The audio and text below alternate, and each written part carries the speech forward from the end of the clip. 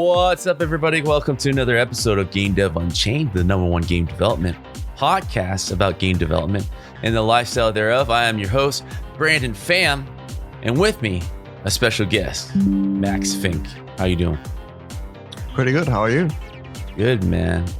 So this is the part of the podcast before we get into it, where I ask our guest, which is yourself, about yourself. Where you been? Where you at? Where you heading? Just a little introduction to our listeners and viewers out there.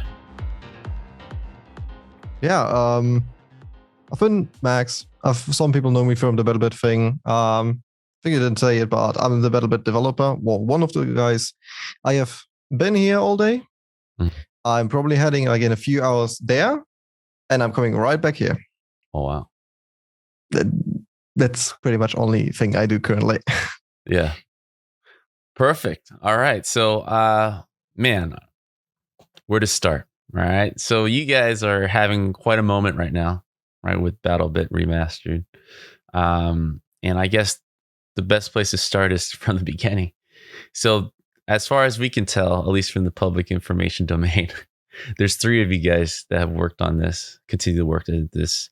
Can you kind of give us a little insight about how did this start? For those who are been in the cave for the last couple months, you guys are the #1 game on Steam right now. So let's talk from the beginning. I don't think #1. I think we will never be able to beat CSGO in that field. Outside of Valve, Monopoly. Yeah, you guys are #1. Yeah, it's actually funny story. It kind of is like these 3 a.m. You hang out at some place thing story. So I have to admit, I joined the team 1 year after it initially started. So it only started with Akin Velasquez, the 2 others that are currently missing and couldn't make it for today, sadly. So when I think Squad released, both of them come from not really like third world countries, but more on the poorer side. They come from Turkey and Belarus.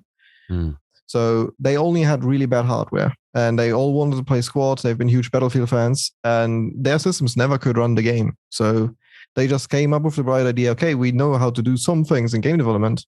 Why not just like make it ourselves? And this is basically where it started, and it's to this day the core idea of the game. Make something that delivers the same experience, but on the very lowest end of hardware. That makes sense to me. It's quite a simple formula. Not gonna lie.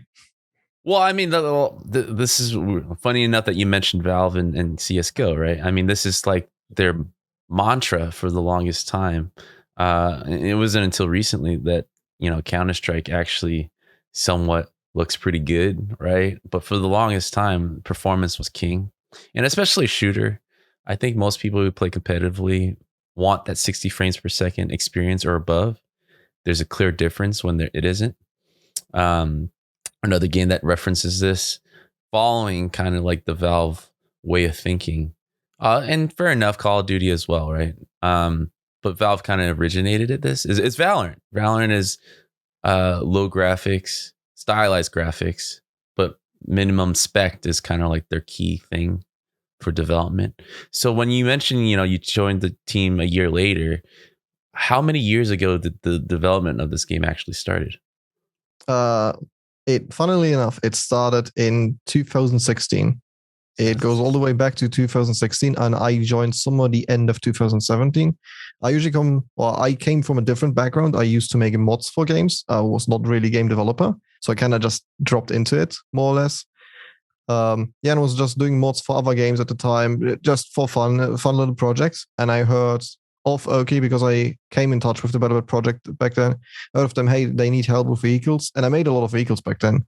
Yeah. So I was like, okay, yeah, sure, I can help. And I kind of sticked with it until today. So, and throughout the years, just learn more, dabbled in more fields. So I'm by far not only the artist at this project anymore. In the meantime, I do a bunch of more things than just artists. For example, I run our whole management, the whole moderators, is everything I run, content creator relations, basically something that has to do with people most of the time. So the makeup of this team is kind of like vague right now. There's mainly 3 developers, but I'm assuming you guys are using contractors, outside help, volunteer. Like, what? How exactly are you before early release? How many people would you say is actually on and off on the project? Fun fact: it's us three. It's just you three doing everything. Pretty much. So we have Okay. some people. Sometimes we're just too bad in some topics, so we get help from outside. So freelancers, we pay them for their work they do. For example, the animations. Most of the animations in game, there was, I think there's one that I did. There's a few that Oki did back then from 2016, but all the newer weapons they all have of one person. We pay for it, and apart from this, that's pretty much it. Everything else is there's always like people that come in and like, hey, I work in this field. I know exactly what I'm doing. If you do it in this way, then it will work. But there's a bunch of them. So I have no idea how many it was, like in the end. Even like industry people that work in the same industries, make similar games than us. They come to us and say, hey, I think it's really cool. What do you want to do? So let me just help you with that. But those are mostly like one-offs. You talk once to this person, you get the tips from them, and then you'll never talk again because everyone, especially in the field we're in, everyone will always tell you, hey, you kind of have to figure it out yourself. Yeah. It's like, I give you these tips to push you in the right direction. You'll actually have to figure it out yourself how it would be best. So that's more or less the field. But to the core, it's pretty much just us three. The only person I would really count into here is still our animator, which makes it then 4, but he's like only contract work and everything else from art. Well, art is all my department, but sounds we just buy online. There's like tons of sites outside where you can just like buy sounds, license them for one project. And that's the same as we do. It's cheap, it's easy. I forget exactly what engine. Are you guys using your own engine or Unity, Unreal? We're using Unity. We're running with Unity, at least of what's left with it, because a lot of systems we have in place, they're custom made. Because Unity just doesn't deliver the performance for like 250 players anymore. Right. It was a good baseline to build off of. Yeah. And in terms of, you mentioned your previous experience before helping the team. Was it similar with the other 2 developers as well? They had kind of various backgrounds before deciding to do this? Not really. We all basically started from zero. I know of Oki that he just like did a little bit around. He found like game development is interesting, so he like tried a little bit of things in there. Same with Velasquez. I think Velasquez also comes from modding background, if I'm not wrong. He definitely made mods for a long time. But it's like for all of us, Velasquez found a job in a different game company, and he has been doing it for a while now, but like only after it. But for all of us, definitely, this is our first release ever. This is the first time we actually release a project, even if it's outside or like our own or someone's different. This is for all of us. It's the first time. It's the first time we ever release a game. Did you guys anticipate? Well, I don't want to jump too far ahead. We'll get to the success of the game, but I would say when you guys originally set this out, because it seems like when you hit early release, which was this year, that was about 7 years in development, 6 years in development, roughly. Seven more or less. I've got to talk to you guys about Magic Mind. Being a podcast host is pretty demanding. You always have to stay sharp, keep your thoughts clear, and maintain a pretty high energy level to especially engage with guests. So I've always been curious, always looking to learn and share, but I must admit, there are days that I struggle with a bit of brain fog. So my routine in the morning usually consists of waking up pretty raw and immediately moving into my morning exercises. This is how I've always tried to stay sharp and focused, but there are days, man, when I still feel like a lack of mental clarity and concentration. The folks at Magic Mind were kind enough to send me a couple boxes, samples, and it really have like made a difference in my mornings. I felt it right after my workout. It's like a huge mental boost that carries me throughout the day. it doesn't just give me the energy boost, it also improves my focus. I feel like my conversations with guests are much sharper and I'm better able to stay aware and engaged. So I've been doing Magic Mind for the last week and a half now, and I notice my productivity levels are through the roof. Even after several days of use, I feel the difference. It helps me stay in a flow state. It gives me that mental energy I need to maintain my curiosity and explore all the corners of game development with my guests. So, and you know, what's even better? It's natural, vegan, as far as I can tell. It doesn't contain any sugar. There's also other ingredients that helps reduce stress and anxiety, and several types of mushrooms that supports cognition and boosts energy levels. Now I wouldn't recommend something unless I genuinely believe in it. I shared it with my wife, and she even noticed a difference. And she mentioned to me she haven't felt this way for a long time. She's have always relied on caffeine to kind of help boost up her day, but with these shots of Magic Mind, it completely transformed and helped with her daily routine. So hugely noticed the benefits, and I'm pretty sure you will too. So here's the deal: you can try Magic Mind for yourself, get up to 56% of your subscriptions for the next 10 days with my code GameDev20. That's magicmind.com/unchained. That's magicmind.com/unchained, UNCHAINED. Use the code GameDev20 for a discount. I highly recommend the 30 pack for the best value. And just try it. Once you try Magic Mind, I'm pretty sure you're going to feel the same as me, that it's just this amazing boost to help with your daily game dev endeavors. That's a fun story because we kind of never planned to release the game. Yeah, so it was just for fun between you guys and 256 of your best friends. More or less. No, it was like always us of pushing the limits of what we can do because it's like fun to find out. There's like no one that restricts us from anything. So we have the full creative freedom. We can just do whatever we want. So it was always just more like, hey, how we do this and how we do this. And the original idea is still just a game that we enjoy playing. And that's still how we develop this. We just try rounds as long as it needs, just to find a space where we think, okay, that's something I see myself playing. I would play this. I would like this exactly like the way it is currently. We definitely take our players' feedback in account. Usually we had that 4 days ago. Mm-hmm. Definitely 2 days ago, I actually did an open stream about development again. I think 4 days ago, we had an open development talk. And we will actually continue this every Saturday now, that we just stream live on Twitch and we talk about new features. And the whole community can be there with us on Twitch and decide how we want to do features, give their input and interact with us. And like we go back and forth with our community until we find actually feature that they would like, we would like. So we have the perfect middle ground of what we actually want to do. Mm-hmm. And when you guys were, so what pushed the actual release? Was it just you guys felt pretty confident where it was? People were giving you really good feedback, internal testing. I mean, I'm assuming you guys are playing with your friends and family. I mean, how big were those sessions before release? Like how?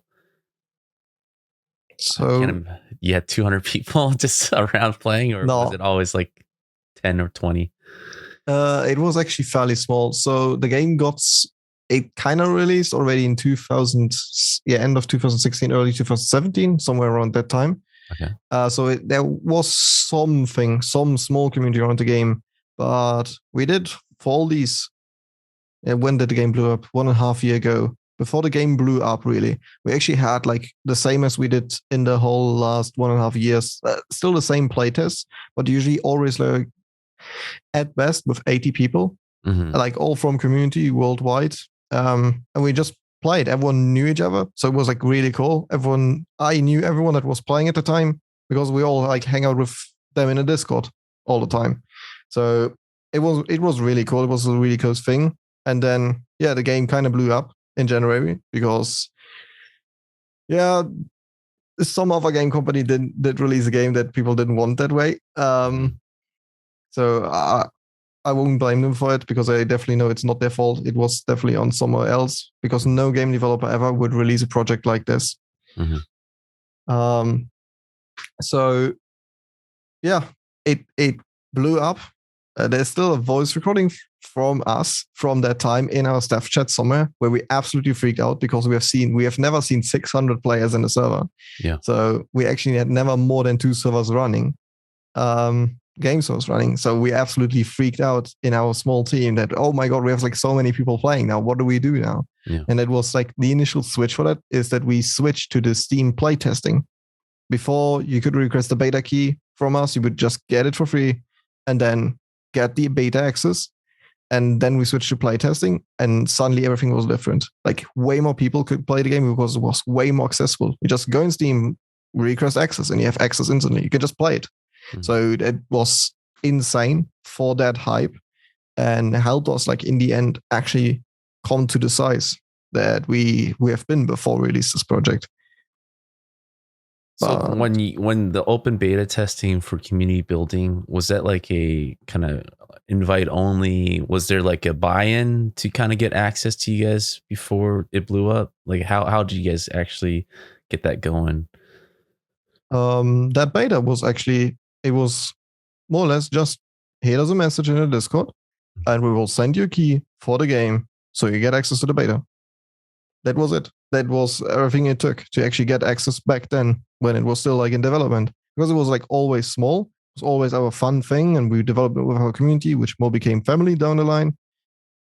It was never too big corporate, but when it actually blew up, we knew like, okay, it's kind of the time now that we actually have to release the game. Yeah. It's not like we have a big choice anymore. We can't like, with all the hype we've been getting now, we can't just say, okay, yeah, we will just like do as we feel like and we will release it like in 10 years or something. Yeah.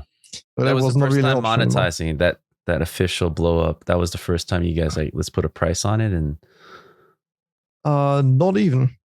We even. didn't. Yeah. Well, we had like a price in mind, which we actually later, we lowered it. We lowered our price before we released the game. So we usually had like $20 in game. Yeah. Or in our mind.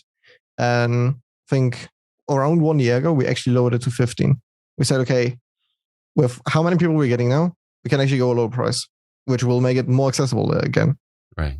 So that is the thing we did actually for our community, more or less. Yeah. So the decision was based on the fact that, hey, we're making enough. So, I mean, let's get it out there and just have more people reach out to us and be able to access the game. So, like, for those who don't understand the Steam ecosystem, so you can always load up your game and have people access through Steam, which is what you guys did through beta keys, right? Yeah, more or less. Yeah, and then finally switching to playtesting, is that where the early access thing is kind of more available? What it is right now in the current state? Is that what you were mentioning? No, the Steam playtesting is actually a feature Steam introduced, I think 2 years ago, which is different. You can actually, what's the game that's currently in playtesting? Okay, I don't know any game that's currently in playtesting. No, never mind. So playtesting is different from early access. Yeah, it's different. So instead of actually getting the game, you get a second application in your Steam inventory, which says game name playtest, and it's not actually the game. It's a different app. It's like a demo app, but for like testing. It's not like time restricted or whatever. It is like a pure testing app. And that was really easy to achieve because it would still say in the Steam store, hey, this game is not released. You can just press the wishlist button if you want to have it. Yeah. And right below it said, okay, if you want to take part in the playtesting, request access to the playtest. And if you press that, because we didn't put a limit in it, it was just all out. If you requested, you would get here's access a game instantly. That's actually doing that. Arc Raider. The Embark. Arc Raider. Arc Raider's doing that right now. I think, but they are limited, if I'm not mistaken. They are limited, but there is a button that you can add on wishlist to play, because I think their demo is coming out at the end of this week for people to test it. I did see that button. Yeah, but see, here's the thing with Steam, right? Unless you're in the community, it's hard to know exactly what are the different stages and availability once you're in it. They don't really advertise, the steps as much as they should, because these are really cool. That's the first time you're literally telling me something that nobody has ever told me, which is there's a playtesting phase that you can upload your game and have people playtest. It's like, why don't they put that on the front page sometimes? Okay, so there's this interim stage that you guys entered that playtested that everybody can request access, and that's how you guys were able to communicate directly to players who are interested. And then it wasn't until January when things blew up where you guys switched to early access. Is that the No, earlier? we just launched into early access. Early access is more or less a Steam thing. Like, hey, you don't have to finish your game. You Yeah. can launch it into early access and continue the development. And Yes. it's more or less a disclaimer for everyone that gets the game. Hey, this is an unfinished product. It's It's not bugged, fully but finished. we know, yeah. Yeah. And then you actually have to fill out on the Steam forum or like in the Steam site what you actually want to do to like fully finish it. You actually have there's like I think 6 questions you'll have to ask, and like everyone on the Steam store can then read it. Okay, what is our plan to finish this project? The playtesting thing is like, yeah, that is 1.5 years ago, and where we switched from our more or less closed but open beta to playtesting. And then it went into public playtesting, and it just made it way more easier for people to get access to the game in this very close development state. Because before we only launched servers on specific times. We launched them Saturdays for 6 hours. And that is when we did testing, when we got in all our info we needed to continue in the next week, like go into the next week, fix all the issues we had, see if the changes we did worked, and then next Saturday we tried again. And we did this for like months now. Mm-hmm. So, and what we did now is like we launched into early access. We just at Steam, hey, we're still in development thing, but now the game is playable 24/7. That is the big difference between both of them. Mm-hmm. Closed beta was like really kleiner closed access, but yet still open. Playtesting was like all open access for like 1.5 years, and now we're in like all open, but with that paid requirement. So that moment when I want to kind of retrace that moment when you guys all realize this is blowing up. What's happening? I mean, you guys were just trying to serve the community, make it fun, make basically gains for yourself, right? And then it just suddenly organically grew into this product. That moment when it happened, it sounds like in January. Were you guys ever to, in retrospect, trace back what happened exactly to kind of see how it blew up, or have you guys put any thought into if we were to recreate this moment, can we? No, I think nothing ever can recreate that moment. Yeah. Seeing your own project just skyrocket within days is, well, kind of the launch now. The early access launch kind of recreated it because the project literally skyrocketed within days. Something we didn't even expect something like this. We have I think we can pretty much openly say about or like talk about it in our playtesting, which was all free. Everyone could play the game for free. Yeah. When the project initially kicked off in January 2022, we had like 20,000 people playing, which is absolutely insane for playtesting. Yeah. That dropped down to 15,000 throughout the year. Mm-hmm. And then we had one final playtest, which was 1 weekend long, except not only 6 hours, it was a full weekend long. And we had 32,000 people playing, which was mind-blowing for us. It is way more than we ever expected because we have been used to like 15,000 people because it was like at the end of the year, we were like, okay, maybe we get like 20,000 people. And we got like see twice.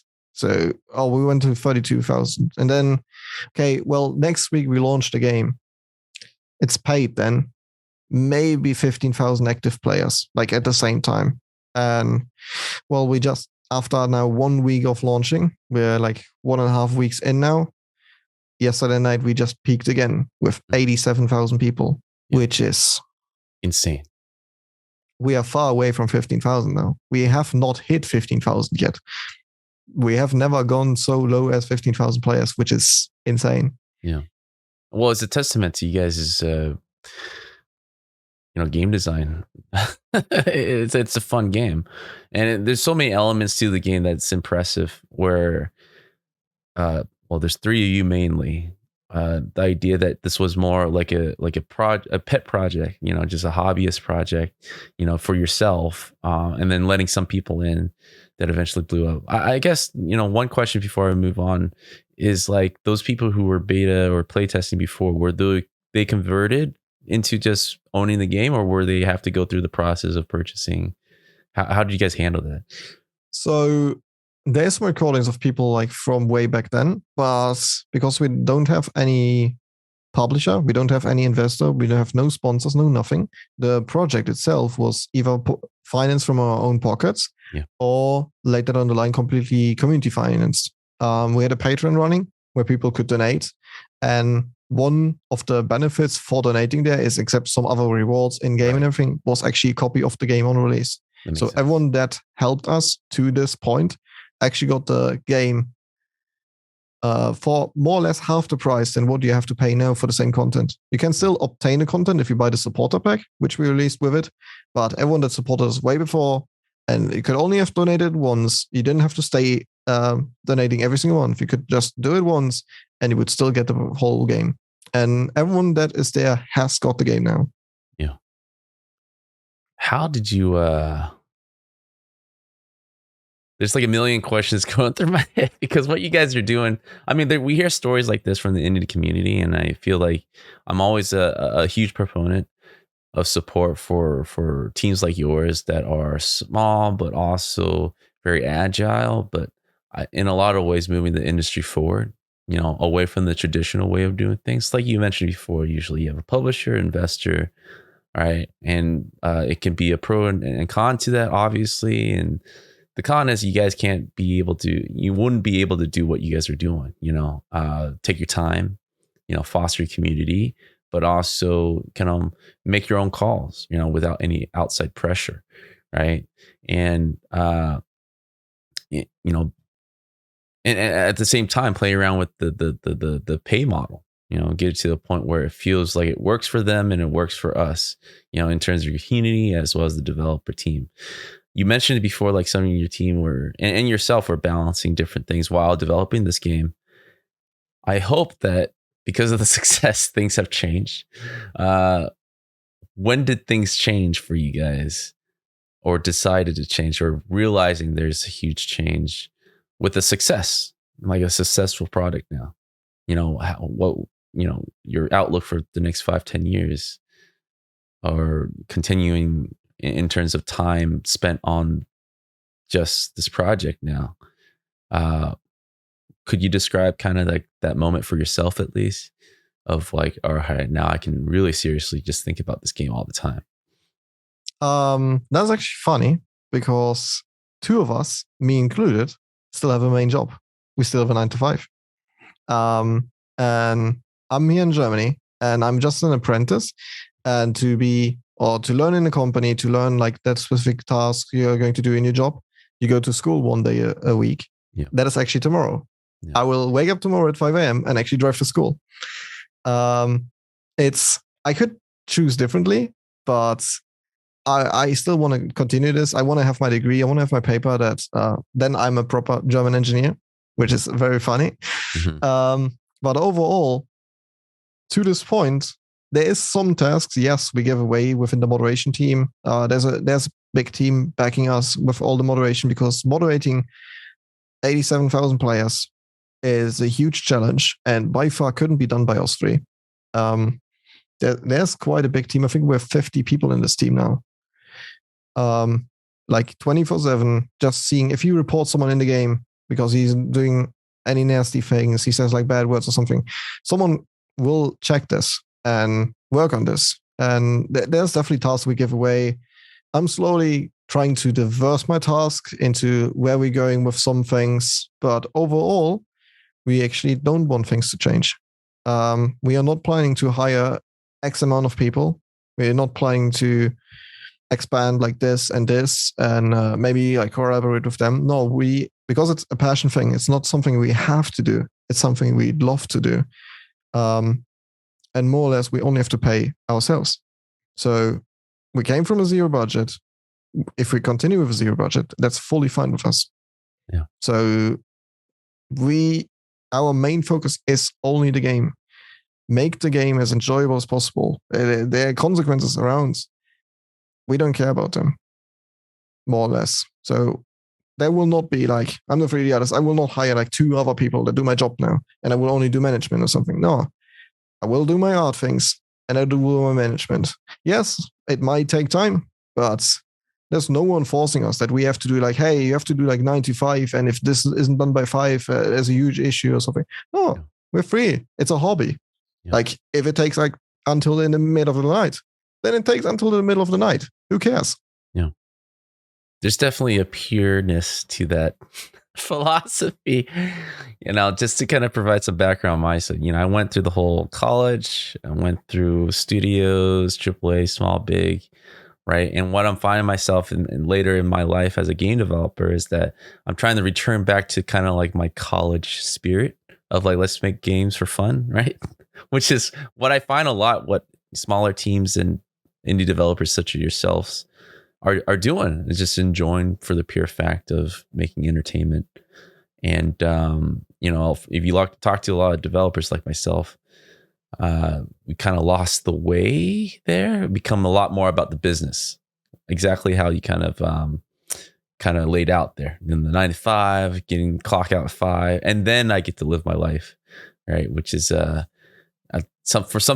what we do. There is an advantage to have that line blurred, right? I'm doing this for fun. It's always been fun, and for me to stop is just basically saying I don't feel like having fun right now, right? So I do want to ask you to kind of dive into this moderation team that you guys built up to 50.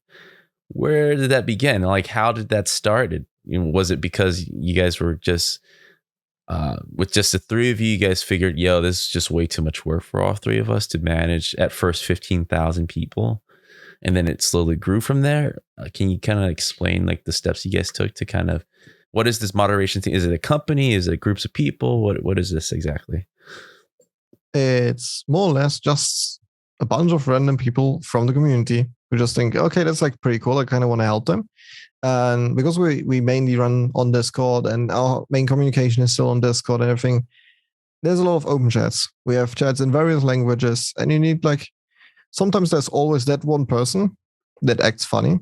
Yeah. And maybe I'm not fully around all the time. Maybe someone else is not around all the time. Someone is sleeping, whatever. Someone needs to be there. And this is where kind of it started. So like, just, it's pretty usual, like around Discord servers, there's always like a moderator, someone that just controls everything a little bit, checks if people are misbehaving and handles out warnings or maybe bans them from the community. And this has always been a thing. It's been a thing with the game. There was like, before when it was way smaller, there was like one person playing and he was like kind of moderating what do people write in chats, because it's mostly all open. In the meantime, it's not, well, it's still all open, but we monitor it way more than we used to. Just because we have to. There's a lot of legal things that in the meantime go into like running a big thing like this, which we haven't been aware of. We have been made aware of that very quickly. To provide a safe experience for everyone that is out there and playing it. And this is how it just grew. And what we really noticed, like before we had like, I think it's like 7 people in the moderation team, like all across the globe, to just like have 24/7 coverage, and they're all volunteers. There's no one paid in this team. They are all just here because they actually just love what we're doing too, and they just want to be part of it.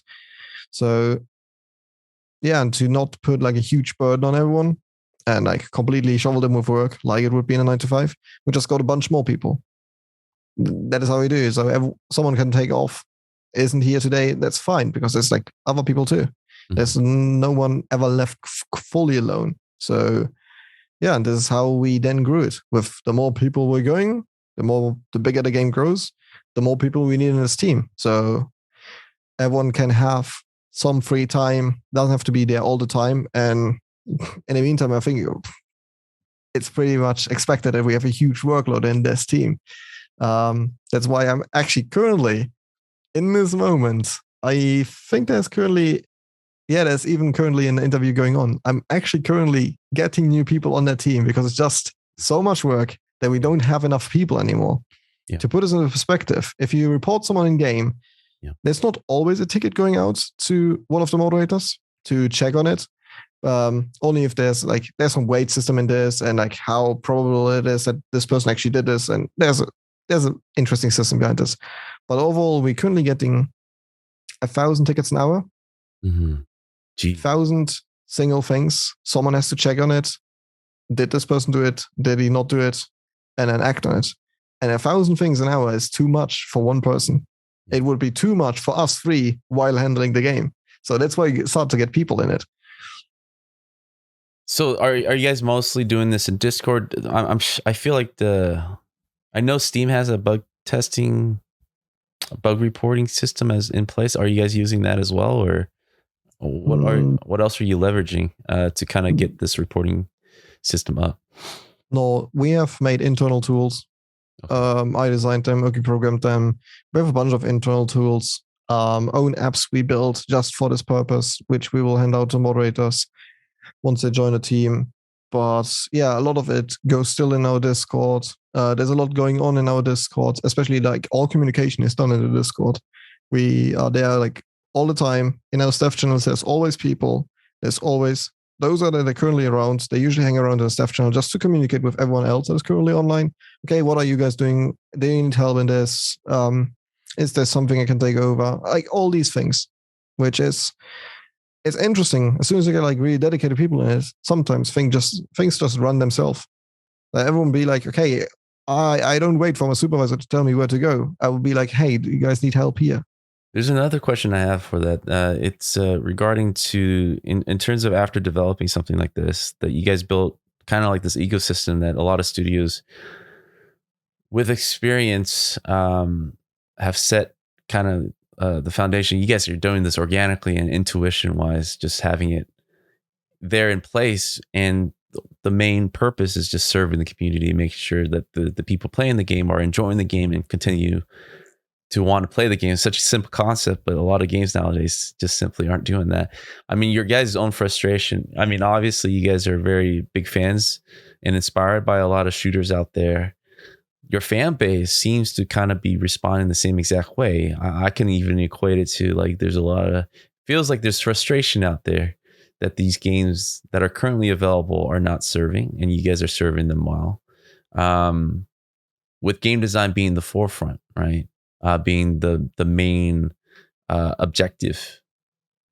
I know you guys at first were setting to design this to make sure that it runs on all systems because you guys want to be inclusive and felt like you guys were outside of reach for a lot of these games that required really high spec PCs, right? So that was a great, obviously, sample of the demographic that you guys are currently serving. Have you guys been able to kind of start pinpointing like why are these guys playing our game specifically? Is it in response to what's out there right now, or are we just we're just doing something so unique and different here that we feel like it was only a matter of time that this game will kind of hit it off? Not really. So I don't think that we do something way better than others. There's so many great games out there. My Steam library is like filled with great games. I will probably be never able to complete because that's just how Steam kind of works. You buy a game you never completed. Yeah. I think we're just like we have made a thing. We've made a thing that we think is funny, and I think other people just think it's funny too. It for us, we don't kind of care about numbers, so we obviously look at it because it's having a lot of players will definitely impact the performance. But in any case, in any decision we take, that is pretty obvious. I think from our stream, it was pretty obvious already. Everything we do is with serving the community in the mind. We would never add something that would go against the community. We would always go like, hey, how you guys like this? Is this fine? How about we run like this or this? And how could we make this the best way possible so everyone is included? So every decision we do is to completely serve the community. This is nothing. We did changes we didn't want to do, but the community wanted it. So, okay, we just make the best out of it. So how can we combine both worlds? It's actually the between me and Oki. I'm the artist. He's a programmer. He wants something small performance. I want to have them pretty. And so basically there's a lot of fighting between us. But usually, because we're always like competitive, cooperative with each other, we usually always find a middle ground where we meet, where we think what is best for the game next. And to be honest, I don't know where people play your game. I don't know it. I've never been a data analyst. As I said before, this is the first time we ever release a game. We have no idea what we did, but it worked. I'll take a stab at it. So obviously, I found out probably after it got popular, a couple of months ago, starting this game kind of blow up. I mean, obviously, you guys got a lot of press coverage, and being the fact that you guys are a 3-man team, being the fact that this is probably the opposite of what AAA shooters are, which is really graphic heavy and intensive. It's also in the midst of conversations where I think we did I dedicate a whole episode last week or the week before on something that the Xbox boss was saying, how games were taking 4 to 6 years to make, and a lot of people who were outraged by that was saying that we're just spending too much resources in art or graphically, just all the stuff, and you're a fan of the industry. A lot of these games that come out that are quote unquote AAA, day one have to be patched or just unplayable, just ton of glitches and bugs, and it's a half-baked game. So unfortunately, AAA is kind of been tagline with poorly performed, just poor games, just terrible games, just day one, and they spend the next year and a half. Cyberpunk being like a good sample, right? Take a year and a half to fix it after release, right? So there's a pattern here.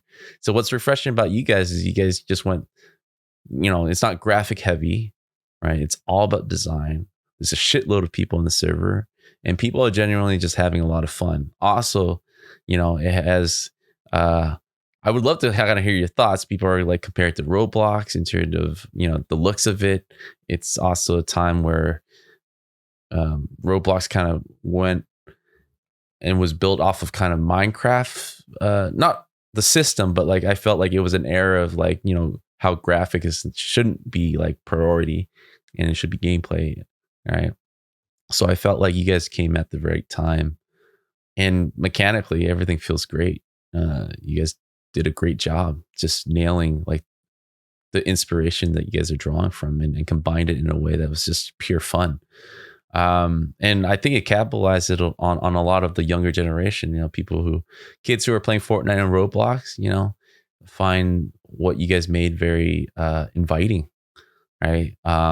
It's not as intense as Call of Duty or Battlefield. Parents don't mind the kids playing your game, right?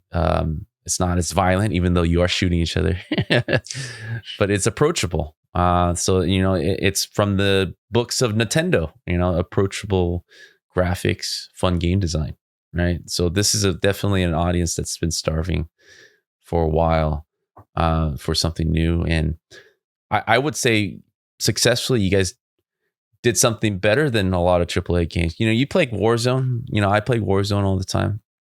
Yes, I played it once, but when it initially came out, and only was on one. The two I just never touched. Right, and no, it's pretty divisive. People don't like it. I enjoy it enough to keep playing it, but when you jump in, you're mostly encountering a squad, right? It doesn't feel like a Battlefield war zone type of setting. And even Battlefield right now, it's kind of losing its audience. It's kind of losing its, in my opinion, essence of what made Battlefield great. It's just not a lot of, I feel like they've been kind of taking a lot of missteps. But you guys' game, I jump in, it feels like war. The fact that it's 200 plus people actually that I can see feels pretty awesome. To me, it reminds me more of something like Valve's Day of Defeat. When I was seeing your game for the first time, it feels like I'm with a bunch of my buddies trying to, capture or clear a hill and stuff. Right? A lot of these first-person shooters nowadays don't have that feeling of a squad war-like thing, and you guys, I feel like, did that successfully. above all others, right? So that's my theory. And it feels like that. This is from an outsider looking in. You guys just nailed it in terms of the timing and everything. Even though it's a 7-year game in the making, it blew up because I felt like you guys kind of did everything kind of right at the same time. I'm the last person to tell you if we did something right or wrong. I even refuse to say something or like introduce my own game or like when people ask me how's like how would you advertise your game, I just refuse. Just read reviews, see what other people think about it. My opinion is always biased, so I would never be someone that reviews my game. But I I don't even know like where it went wrong in the other titles, where it went right with our title. I'm not even from this industry. I never worked in this industry. So it's more or less basically coming back to my original thing. It's something we did just for the pure pleasure of playing it. Yeah. And what's funny is that you say, okay, it's applicable for kids. The majority of what I read from reviews and people in my DMs, majority of them are older than me. Yeah. I remember playing Bad Company 2 way out of its prime. I played it a few years later. I kind of skipped Battlefield 3 and I played a lot of Battlefield 4. Actually late in Battlefield 4 prime. Was never there from the release on. So, and I love these games. And sometimes when I do actually modeling, the fun fact, I jump into Battlefield 4 and see how they did it because I have no idea how it's done. Especially like some things just to see, okay, how did like the great games I ever enjoyed, how did they did it? And what is really funny is that a lot of people actually come into my DMs and say, hey, like, I'm like 30 now. I have worked my job. I barely play games, but you're the first game I really enjoy playing again. Like this reminds me of my old days when I was a kid. It was the first time in a year that I actually played through a whole night. Yeah. Or like there's people coming, there's even reviews of it. People currently, they played with their kids now. Hey, it's applicable for kids because it's like Roblox characters or whatever. Yeah. And it's not too graphical and everything. I can just play it with my kid, and it's the best time I have had because I love the game and he likes to play it too. So it's just insane for us, especially with the fact that kind of we don't know what we're doing. Well, we kind of know what we're doing, but we kind of don't know what we're doing. Well, you guys are, I think that comes through. I mean, before even talking to you and hearing your story, it looks like a game made out of pure enjoyment. I mean, I kind of got a hint when I only saw 3 of you guys working on the game. It's like, all right, these guys are making games for themselves. And I think that gets lost. Like I said, I think the funny thing when you start working for entertainment as a product, you start focusing on it being a product a lot as you're kind of developing these games. And you have all these massive teams, marketing, executives and leads and all these people who are trying to just make money, right? Kind of take the joy out of it sometimes in the process. And this is something that I don't see in smaller teams in indie development, where, you know, they're purely spending the time, heart and soul, sweat to make a game for themselves. Because otherwise, if they don't, it's really hard to sustain that, you know? It's like, well, I'm not getting paid for this. You know, I'd rather do something else. So you can't make these type of games to what you guys make for the time that you guys put in without the pure joy of it. You know, other than that, you know, you'll pretty much give up. And so what you see is like these bigger teams, you know, start to just wrap whatever they can and just push it through the door before it's ready because they're running out of time, right? So how can you compete with the team like you guys where you have infinite time because you're making out of pure joy and you're working on $0 budget, right? So it's like it's a deadly combo, and it's exactly what you need when you're trying to make something fun. That's the funny thing about it. You know, business and fun actually is very hard to compromise to make a product, and you guys were just making this out of fun, and it shows, like you said, and people respond to it because you guys made a game for yourself and inadvertently made games for a lot of people who like you said fell out of playing games for a while, right? So big congratulations on you guys. I mean, you guys' story, I mean, what you're kind of sharing is very inspirational. in a time where I felt like, at least in the indie scene, there was a period where it was like this as the norm. It was like, hey, man, it was just busting ass and pushing through.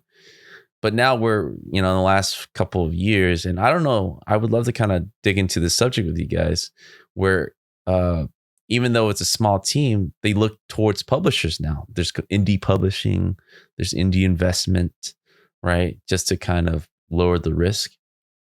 Did you guys ever, in terms of your developments, when you were starting to see the numbers grow, seeing traction, right? We're like, hey, this might be something. Be nice to get paid for this. Did you guys even explore that option at all, or and ultimately decided that was not the way you guys wanted to go, or did you just hey, let's 100% spend 7 years on this, let's just see and give it a shot, right? On our own. No, to be honest, we never cared. Yeah. We just never cared. I have a job. I earn my money. I made this when I came home. I come home from work and I do this for fun. Yeah. There's no need to be paid for this. Yeah, it would be cool if you do like one day full time kind of thing, but no, you give it. It's fine for everyone who wants to do it. And you're insecure about your things because it takes a lot of balls to do what we did. Yeah. Especially because it was very risky. If we would have failed our release now, if there was something going, like if we would have complete server outage and people can play and huge issues, we would have been completely bankrupt. It's probably also the reason why no one is doing big FPS games in the indie scene, because it's really fucking expensive. It's extremely expensive with like everything you have to take into account, from anti-cheats to just the whole server backend. We're like easily speaking like 6 digits a month. This is how much this is costing. So it was really high risk. It is extreme high risk, and it's really unclear if that is rewarding. And yeah, okay, you get these people in, but the problem is that we would have is, okay, we get now the publisher. The publisher tells us, okay, you release on this month because it's the best for your game to release on. What if the game's not ready? Yeah. What if we get an investor? Okay, hey, you guys, like, I pay you this and we do like really good rate for you. It might be actually really good in investor terms. And we release the game. We maybe don't even make the money back. Oh, what do we have to do? Then I go to work for 40 years just to pay that one guy back. Yeah. No, I don't. Or like, even, okay, no, I'm in shortage now. I need my money back. We'll release the game tomorrow. No, we can't. And that is just the creative freedom we always wanted to have, and we will forever continue to have. So if you ever a publisher or an investor, don't look at us. We will say no, or don't even reply. We just want to have our full freedom in what we do. We would never make something because there's money involved. We would never just do this thing because we earn more money. You can't believe how many emails I've got for like, hey, we make your game big, and like we do this for publishing business. But we don't want to make the game big. We want to make the game for the people that are there, for the people that want to play something, to have that experience, to play something like this. Because the people that want to play like something like this and they want to have the experience of it, they will find the game. They will find the game somewhat within these other communities, because someone will talk about it if they enjoy the game. So if you want to reach the people you actually want to reach, at least it worked in our case. I don't know about other cases. I never studied marketing. I'm probably very bad at it, but we'll just go with it. Release your own game. I see sometimes in my YouTube, because I look at a lot of game developer things, GDC talks, sometimes I see like devlogs of some developers where they just also completely only by themselves release a game. And these games like pop up in my Steam because I play like a lot of shooter games and like this and this. And I see their games. Yay. With what they did without like any big marketing, they reached me because I'm actually interested in this project. And it is like, especially where Steam comes in account a lot, because Steam will market to you projects or products that are similar, and Steam just doesn't care who is the developer behind it. Steam just says, okay, this is the best project for you. This is the best next game for you. And that is pretty much our strategy we went to. If people enjoy the game, the game will kind of sell itself. Yeah. Well, sell is bad, but yeah, people will play it themselves. They will find it themselves. Yeah. Because if you don't hear something bad about a game and you only hear great things, all your friends love playing it, you will get into it too. More or less. Yeah. I mean, you nailed it. Your intuition was correct.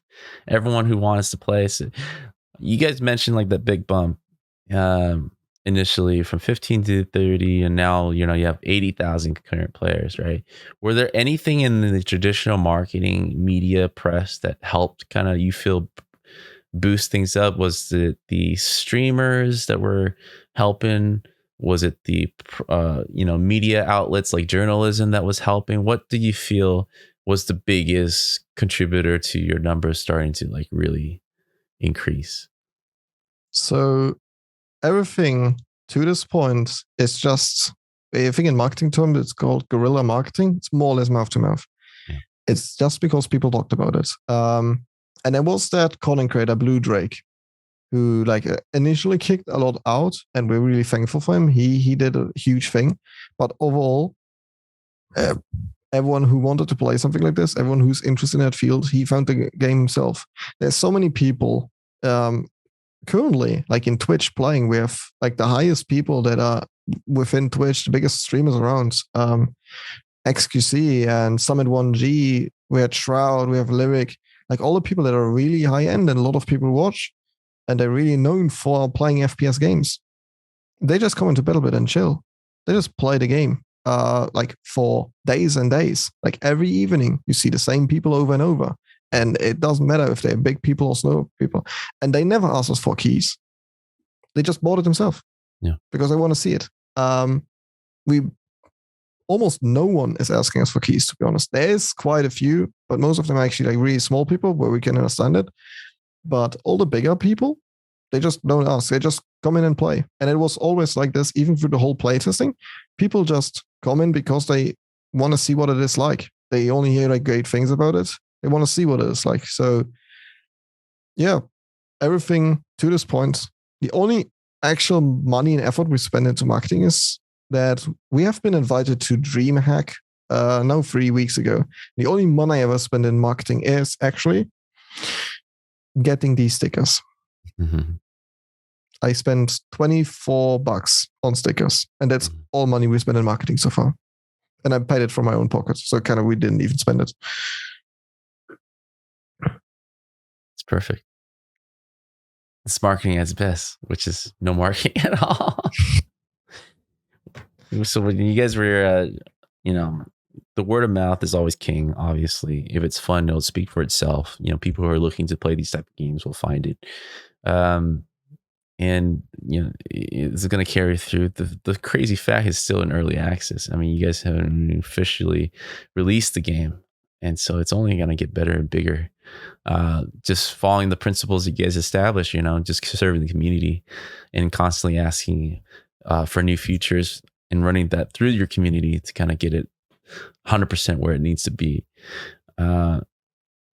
If you guys were to give, advice to developers out there who are thinking along this path, right? I mean, there was a couple of things there that was crazy. Obviously, you guys went through this huge learning curve, right? This being your first release game. You're talking about, like keeping a game like this running every month because of server costs and moderation and anti-cheat, easily in the six figures, which is hugely believable, right? There must have been steps towards that though, right? Like, oh, all right, we got to increase server. This is how many people are playing. There might have been some learning examples there where like, oh, our server crashed or like we need, we have way too many people jumping in. How long did it take for you guys to kind of, in a span of months, to kind of finally kind of like, all right, this is how it has to be? Because I'm sure that was a whole thing, right? To finally get it to a rhythm where you guys are constantly serving the people who want to play and not running into problems, at least on the technical side of things. To be honest, you'll never reach that point. Mm-hmm. You will never reach this point because with everything you do, and that is very true with BattleBit, because what we're currently seeing is not like 7 years of continuous on this one. This is the 5th or 6th iteration of BattleBit. Mm-hmm. This is from the core, completely renew, remade it completely. And it's something I keep up currently. My skills improved. I remake my old weapons because they look shit now. I remade them several times already. In the meantime, I remade the vehicles several times. In the meantime, like in a few months, we'll like find a new thing, a new feature that we can do. Oh, we can apply it to every single vehicle. Oh, then you have to remake all vehicles again. That is just how the flow goes, more or less. With more or less everything in the game. And there's like always like sometimes if you're really stuck at a point, usually one of these key people will appear and push you in the right direction if you just talk to them. And if you make a game, the only thing I can really recommend to you is start building a community really early. Community will heavily push you in what you're doing because it's really fun to work with the community. And just having that feedback of like, hey, okay, we did it now exactly the guys you or exactly how you guys wanted it. And then people will notice, okay, the way we wanted it, okay, we see now it's kind of not really the great way. And then you're like, with the community, you start finding out, okay, where's the best ground? So what can we do? What can they do? And it's really just insanely great to work with your community regarding these things. And community will help you grow. Sounds interesting, but community will definitely help you grow, especially in your task, because there's people out there, and not all of them are students. Not all of them have like learned nothing in their life, and they only do like the 9 to 5 things and just write math and chemistry and whatever. There's some people out there that have like jobs in specific fields. There is probably in our community there's a bunch of game developers, and if we just openly say, and we are very transparent. I'm as transparent as literally streaming on Twitch what I am doing, and there's like people coming in my chat who are like way better at the program I'm using, way better at Blender, whatever, way better at modeling, and they will tell me, "Hey, do you know about this shortcut?" And I tried out, and they're like, "Oh, that saves so much time. I never knew that because I never went for university for it. It's like learning by doing. It's if you do a game and you completely are almost filled with it, and like in 1 year we'll notice, okay, with the skills I had back then, what I can currently do back then is completely shit. I will just rewrite it completely. And that is more or less where the flow goes, where you just like, don't be afraid to do mistakes. Nothing you will ever do is ever perfect. It will be probably shit in the next year. And you just have to admit it to yourself, more or less. And this is once you reach that point where you know, okay, whatever I do now, it's kind of just broken down the line anyway. But by the time I reach that, I have like such a good skill that I can completely fix it within way less time. That is really where the fun begins, where you just like constantly try to improve yourself and constantly just try to fuck around more and see, okay, how can I do this better? And I noticed it a lot in weapons recently again, how like I fuck around with shape so much to make the current ones way better than the ones I made like half a year ago. Well, half a year ago, I was like, I'm now going back into and see like, okay, with the current knowledge I have and like with this little trick I learned, this could be better now. But I will revisit it in 1 year because at that point, I can probably do something way better already. Well, this is the best student project I've heard for a long time. And it's great. I think that the cool thing is you guys foster a community that want to be. If anything, I think nowadays with Twitch and YouTube, the community is a lot more aware of how game development works. It used to be magic, right? But like the fact that you are able to kind of have a community that is with you and want to be with you as you kind of patch this game up to full release is like you said, very encouraging, right? It is definitely a very fun way, a very fun and motivating way to continue to improve the game. I've always been against the idea of traditional game development where you basically hide in a cave for 3 years and nobody knows about it, and outside of the development team, and then you just hope and pray when you release that it's somehow good and receptive. And are surprised and shocked when it's not, right? Which is most of the case. So I think your guys' intuition to kind of share, getting out in front of people, and just constantly build off of that is very unique, I think, in game development that isn't fully utilized. You look at any other entertainment product like movies and TV shows and whatnot. No one, even in small teams, are doing that right the way that we do it. And we have the tools and the successful stories, such as yourself, to kind of use that as a mere example to we should be doing it like this. If it feels appropriate, you should do it as best as you can to kind of get your supporters as you're building the game, which totally makes sense. Is this something because you felt like as a gamer you wanted yourself, or is this just something you guys like? How did you guys get to this level of maturity of understanding, like, the success of our game matters and how we tie in with our community? Well, I just did it for fun, to be honest. Mm-hmm. I just did it for fun. There's nothing. We have always said, okay, there's nothing really crazy we have to hide. If it goes into like really the whole infrastructure on the server back and safety and something, yeah, you should not be very public about that. This will probably just come right back at you and stab you in the back. But overall, if you just work on your features and like you're doing coding stream and like show how in your system of your knowledge you would build a feature like this, or even in my department, when I do art, I say, okay, we're doing a new map now, and we do it like this and this, and you actually like show people what it takes to make a weapon. People will get even more understanding. So people are always, especially with current times, I notice that more and more. A lot of people are just very impatient, and it's kind of interesting because actively showing people what you do brings back that patience. Like if people ask me, okay, what it does take to make a weapon, and even it's low poly, it takes way less time than like really high end things. It still takes 8 hours, just for the base model. And people are like, what? 8 hours is a whole day of working? Yeah, until it's in the game. There's 25 hours past. 25 hours have been like put into this one weapon before it is actually in the game and you play with it. That is how long it takes on our end. And people don't know that. And I don't blame anyone for not knowing that because they can't know it. No one is into this. But if you go there and show people, people will understand why some updates just take weeks until they come out, because it just takes a lot of time to make it work. Especially with how transparent we are.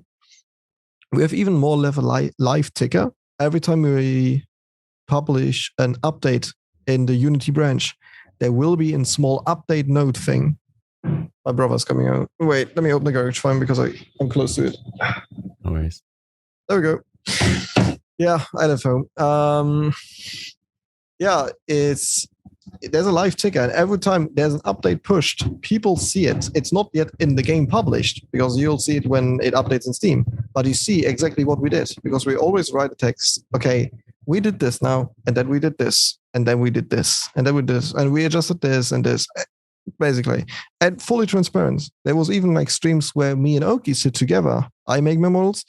He makes that programming for it in the background already with some dummies I created for him.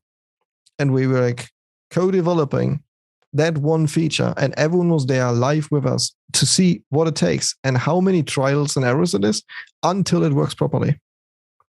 How much testing actually goes into some features. Mm-hmm. Yeah, I think exactly what you said. Yeah, there's definitely an impatience, and it's not all about being malice and mean. It can definitely lead to that when no updates are provided. But overall, I think people are just generally interested in content in whatever form. And like you said, building a community is not just about releasing the game and patches all the time. It could be just getting them involved with behind the scenes, get them invested in other ways, right? In terms of just understanding the process. And a lot of, I feel like the generation, the audience nowadays are very susceptible to wanting to learn, and basically be a part of the development process, right? So you guys are directly asking about features and stuff like that. Are there other things that you are thinking to experiment with? How else can we get the community involved? Because what you guys are doing, or I think very few studios are doing, and there are a lot of, I feel people are experimenting with innovations. So how do we get people going 6 months into development, 1 year into development, 2 years away from full release? Are there ideas that you guys are playing around with right now that are pretty new that you guys feel like this hasn't been done before? Actually, yes. There's one idea we just started, more or less. We kicked it off on Thursday. Is I want to start doing an actual proper podcast where me and Oki just sit down 30 minutes and discuss about the next update, discuss about how our weeks went. Because I think that could be just interesting that you have a full insight of what it is like to do this in a week, every week. Same as we want to continue streaming live on Twitch when we actually do new updates. I will continue streaming when I work on things. And overall, we want to have, and we still do it. Even right now, we just jump into public chats once in a while and actually just ask people about their opinions, ask what they want to see, maybe where they have issues with the game, all this, where it's more or less just the pure communication with people. And maybe even do well, it sounds bad, but a full influencer style kind of thing where you just hey, I make a video 10-minute video. Oh, we have had this opportunity. If you travel, because if you do games, especially with us as small as we are currently, if we are on any events invited, we will probably do a lot of traveling on the side too. Yeah.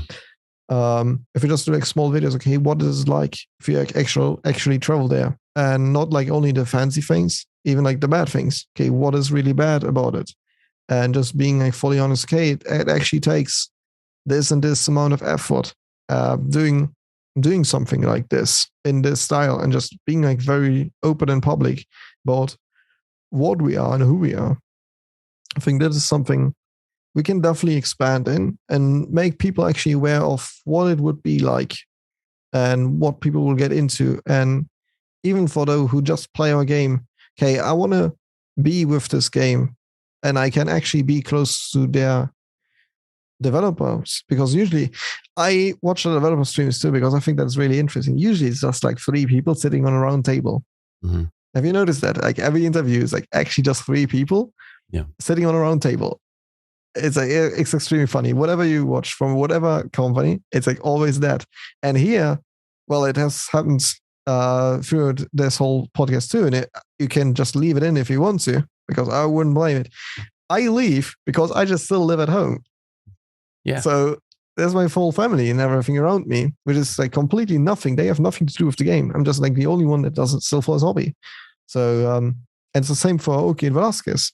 Oki also lives with his family still. Velasquez lives with his wife currently, so he lives alone in an apartment. But because we all are from different countries, we have actually never met before. Oh, just don't tell me that. So that's even. Oh my god! I know you what guys they have look even like. met in person. No, we have never met in person. Oh my god! You guys have this crazy success and never thought to fly out and just high five each other and have a lunch. No, not even interested. Not a thing. Nothing planned. Well, we will meet at some point, and I hope this year's Gamescom, because I live in Germany, it's fairly close to me, and I have to convince Oki to come over, because it would be also his first convention ever. To maybe go there with me. Has to have yeah. You guys just go get pizza, man. Doesn't have to be a world event. You guys deserve it, Yeah, but overall, I think even with me, my family knows that I stream and they still just come in all the time. Yeah. But I think that is actually the very great thing, because that makes me, what is the best term for it? If people, they connect with me. Yeah. I am not some black magician and I have years of training and like back experience. No, I'm just like some random dude in this like room at like my parents' house. Yeah. And the same is for the other two. We're just like three random dudes. We just met on the internet. We just like we play games together and we just do some weird shit. That's inspirational, man. If you don't mind me asking, what is the age range between you three? How old are you guys? Oh, Is that secret? I'm the youngest in the group still. Okay. Oki turned 23 in February. Velasquez is about to turn 23, and I will turn 23 in September. So I'm currently still 22. Oh, so you guys just randomly found each other and you guys are around the same age. How funny is that? Yeah. That's a huge coincidence. Yeah. Yeah, it's funny. It's like we all in our early 20s. We just like fuck around the internet, and we don't care. There's like so you guys no started like developing. How funny how your guys' age just coincides with the actual year. So you guys met 17 years old then, 16 years old. Okay, like fully started like everything. I think when he just learned things. I think like when he was 14. Yeah. So I actually started with 3D modding when I was 14, and we met around the age of 17, 16. Yeah. How are you guys' family and friends reacting to all the success that you're suddenly finding yourselves in? Is it still secret? No one knows. No, some of them don't know because, first of all, we don't care too much about money, and we all are randomly enough. We are all people that would not brag about money. Even like their massive success, I wouldn't even call it massive success. If I talk to my friends, I still go out there casually. I will still go to school. I'm not like, oh, like we earn like shit tons of money now. I will never go to school again. No, I will still just do my normal things. I will still just say that person that I am, I've before, I will continue to be the same person afterwards. So the other two, our main value is just like have everyone's time valuable and everyone's experience fun.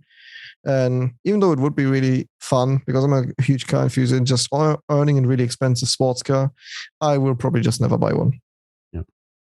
Well, you guys sound very un-American. Over here, as soon as we seek success, it's like fuck you, fuck you, fuck you. I'm out. But the hard work really is proving itself to win, and you guys are definitely hard workers to continue building the game, as well as like not abandoning you guys' other ambitions even before the game was a success. So that really speaks volume to you guys' character to kind of finish what you guys started and not let success change you guys in any way. That's incredible and inspiring to hear. And yeah, I think a lot of people can learn a lot from you guys' background. Hopefully you guys share more of your story, to other outlets too. Because it was hard finding info about you guys. The only thing that I saw was, what was listed on Steam. I was like, man, these guys must be like, they don't even care to list their names. You guys even going by your Discord names. I was like, oh, this is going to be a good story. I just have a feeling that these guys are just, you guys were just making games for yourself, and the success, was a product of you guys' hard work and not so much as like, purposely trying to look for success, right? It was just a byproduct of making a fun thing between you guys. So it's awesome, man. I want to say that we're a little past the hour mark, but time flies when you're having fun, and I had a lot of fun learning your guys' story, your story, what you guys are continuing to want to do with BattleBits. I hope listeners and viewers out there are learning a lot from this. And I really do hope, as for game developers, to kind of take more of what you guys did. I think it's always safer that way, create fun for the sake of fun without any outside pressure. I can equate to a lot of problems being outside pressure a lot of the times, at least in game development. And, you guys are shining light to like what's possible. So thank you. But before I end it, I warned you before, this is the part of the podcast where I shut up, hand over the mic so you can talk directly to the viewers and listeners out there about what you want them to know, where to find you and all that. So take it away. Well, If you want to play the game, you will find the game. Yeah. Yeah. If you want to learn more about us, best chances like if you actually want to meet us in person, I will probably go to some events soonish. Yes, the Gamescom. I will most likely be at Gamescom. If you want to meet me in person, if you just want to meet us online around, your best chance are the Discord because we actually hang around in public channels a lot.